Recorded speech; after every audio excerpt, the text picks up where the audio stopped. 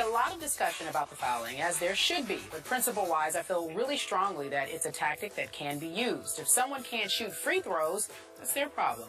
As I've said before, if we're not allowed to do something to take advantage of a team's weakness, a trade should be made before each game. We won't foul your guy, but you promise not to block any of our shots, or we won't foul your guy and you allow us to shoot all uncontested shots. I think that's some sarcasm. We need that sarcasm. Well, we know the Spurs can't jump, so, you know, so maybe not. The trade-off would be, don't block our shots. Yes, right? and we won't foul you. Yeah. We're good. So joining us now is our NBA analyst, good friend of the show, Chauncey Billups. Good to have you here. Again, Stephen A. isn't here when you come on. There he is. You There feel he that is. chair a lot better. You stop being you mean look to good. your partner. I upgraded the seat. Huh? Listen. I like that. You're Listen. imposing. I like that. Got some presence to You it. know you're hurting his feelings. You shouldn't do that. That Chauncey, is my guy. let's talk about this. How do we fix the rule, if it can be fixed?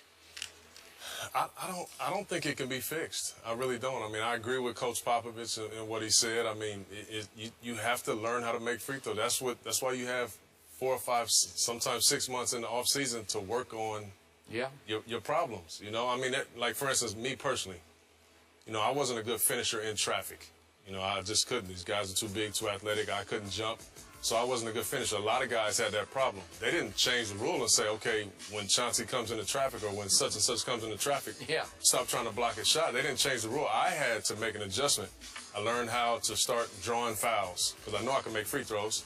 Draw the foul, get on the free throw line, make free Where'd throws. you end up shooting free throws for your career?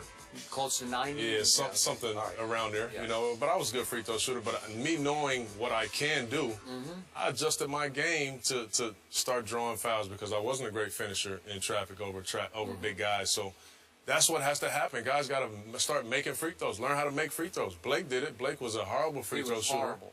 He learned through hard work. College, he was always 59%. Through hard work, because he's such a great worker. He learned how to make free throws. I mean, you can do it. It can be done. You just have to put the work in.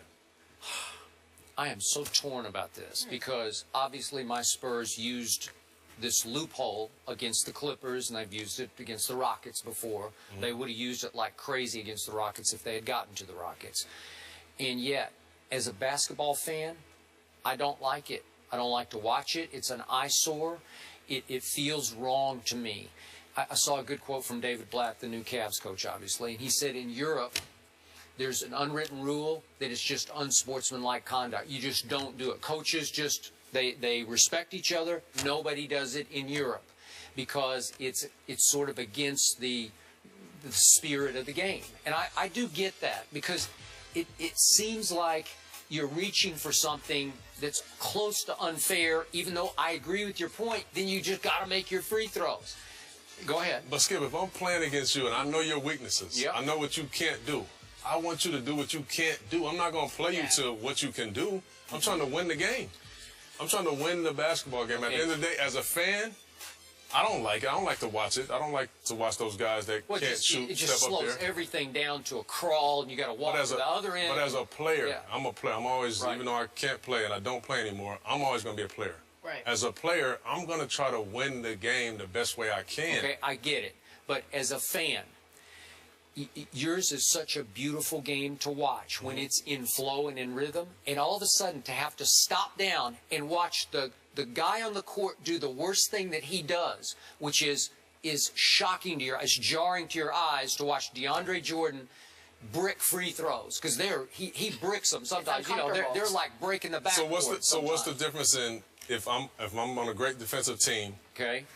The team we're playing has got a horrible three-point shooter in the corner. Okay. We're playing good D, stopping everybody, rotating to every man on the floor but him, making him shoot that three-point shot. Same difference. I get you. It's basketball. And the Spurs used to suffer because Splitter, when he first came over from Europe and played in the league, he could not make he's a 50% free throw shooter. Sure. And over one side, they started doing Hack-a-Splitter. Yeah. What did he do over the summer? He just said, I'm going to fix this. And he turned himself into a 70% free throw shooter, and they stopped fouling because you can't foul that guy. There's your remedy. Okay? There's your answer. There's one other. And I think the league is going to look at this for the sake of the entertainment value of this game. Sure. You could make it at the ref's discretion a technical foul to do an intentional way off the ball foul. And it's going to be the ref's discretion, and they're going to blow some of these because sometimes it's going to be, you know, it's not going to be what you think it is. It could just be an accidental foul off the ball, you know, running into somebody accidentally or whatever. But if they see and feel that was an intentional foul of a poor free throw shooter, it could be an immediate technical foul, which means anybody on that team gets to go to the free throw line and shoot a free throw, and they get the ball back. Now, that would stop it. Wouldn't that stop it? So then you're going to have smart players like myself as I was. Okay. Now, if DeAndre's coming into the screen, I'm guarding Chris Paul, right? Yeah. I'm just going to foul him coming into the screen because it's on the play. It's not off the ball. It's not he throw the ball in, we're running down there to foul him. Okay. I'm just going to guard Chris Paul. Discretion to see whether Chauncey was really doing this or really trying to. I'm trying to get through the screen. I'm trying to get through the screen. You're going to tell me I can't get through the screen? That's what you perfected. Yeah, I'm trying to get through the screen. Or say I'm guarding J.J. Redick on a pin down. I'm chasing. You could probably get away with what you're talking about. Guys are still going to be smart, Skip. No longer could you get away with putting Matt Bonner in the game to chase down DeAndre Jordan in the far corner and shake him. No, you can't do that anymore. You can't do it anymore. And it would, look, I don't know. I just don't like to watch it, but I agree with the premise. It's basketball that you have to be able to make your free throws.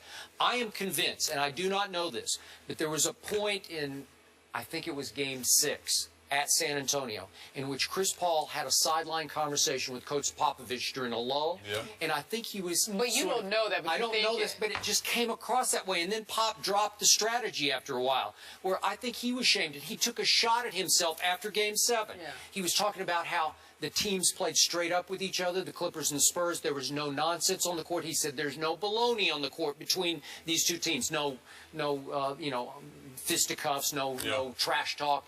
No baloney, he said, except me fouling Jordan. He called it baloney. He called himself out for it, sure. Okay, because he knows it's baloney. I'm never going to be ashamed trying to win the game. Yeah, because that's all never going to be ashamed trying to win the game. All right.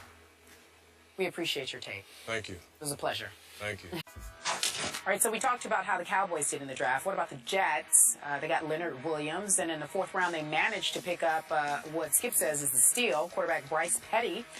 After the draft, we want to rank the Jets in the AFC East. Coach still here with us. Where do you rank them? Are they really going to give the Patriots a run for their money?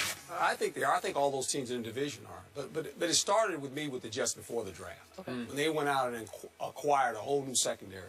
They brought Camardi back. They brought Revis back. Screens. Gilchrist. Okay. So when you look at that, this is a team that gave up 31 touchdown passes last year. They were really good up front. They had a front seven with Wilkerson and the guys, and now they get Leonard. They went out and got Brandon Marshall on offense. They also bring in the kid from Ohio State, Devin Smith. Okay? Reminds me a lot of Lavernius Coles, built-wise. Okay? And the key is they bring in Chan Gailey, offensive coordinator. Okay. He's a guy that can take an athlete, especially a quarterback, and put him in position to run an offense around his skill set. So Chan is involved in this offense, which I think will be a lot better than it was last year. Okay. You know, you might even enjoy coaching this team. He's staying here. He doesn't want to leave the spin. Yeah, because you know what staying here is? Yeah. You never have to worry about the score. Oh. It's always good. You win every Sunday. You've been there and done been there, that, right? Yep. Won a division if I was there, by the way. You know what? This well could be the best defense in pro football. Especially now that you throw Leonard Williams, we had him here on the show, he's a talent, he's a raw kid and all that, but if you throw him into the rotation and just let him go in there and just let it fly, which they will be able to do, they are going to be a load for anybody to deal. It's going to be hard to score on this defense. The front seven, the back seven, however you want to look at it, they're loaded from top to bottom. To me, it just comes down to the quarterback. Now, I like all the pieces around him, Brandon Marshall, and they got my man Zach Stacy from Vanderbilt University. Just a reminder. So these are all nice picks. Devin Smith makes big plays, you know, okay. Especially, the little side of this. The Buffalo Bills, they got pretty good defense. Yeah, they too. do. They got They good do. defense. Miami Dolphins? Yeah. When got Sue and the guys? Yeah. They're pretty good too. So all of a sudden, all these teams realize, you know, we don't have the quarterback maybe to beat Tom Brady. Sure. Well, on the other side of football, we better load up. Yeah. And go hit Tom Brady. Try to cover those receivers. Sure, we're just this not going to lay down. This is going to be an interesting division. This is going to be a lot of fun. Maybe in 2 years, Bryce Petty, it could even take 3 years. He's just going to be a really good starting quarterback in the league, but he'll be raw for a while. But in the meantime, they're sticking with Geno, right? Right. Geno's the guy right now. Well, I don't know. Ryan Fitzpatrick might be the guy. Well, it's recovering from a broken leg. What do you think? You think Geno? All right. I wanted to say thank you to Chris Broussard, Chauncey Billups, Coach Herm Edwards and our very own Stephen A. Smith. Breaking Came in news. here, gave us some breaking Floyd news. wants Manny in a year. Oh, boy. Wow. Here we go again. Here we go again. That check sound good, doesn't See you it? tomorrow, 10 a.m. Eastern on ESPN 2. Thank you for joining us. Have a great afternoon, everyone.